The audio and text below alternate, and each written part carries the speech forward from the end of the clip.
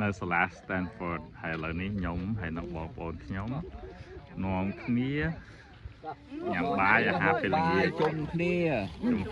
មើលមានសាច់មាន់ស្រួយបាយស្រួយទៀវបាយស្រួយយេឲ្យមួយទៅជាអើយរោមហើយក្តៅថ្ងៃមិញក្តៅឥឡូវល្ងាម្ដងមកជើងមកទេសភាពគេបងប្អូនណាឥឡូវនៅភ្លឺទេម៉ោង6 កន្លះល្ងាចហើយស្អាតណាស់នេះម្នាក់ដែលគាត់រៀននៅសាលាហ្នឹងនេះម្នាក់ធំនេះពាក់វ៉ែនតាណារៀនបកែណាបានAគ្រប់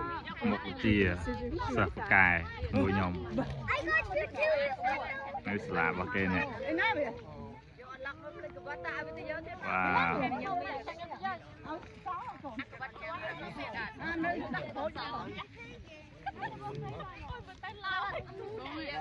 មានទៅសងនៅ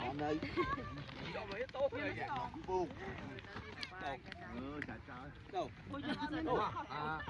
ល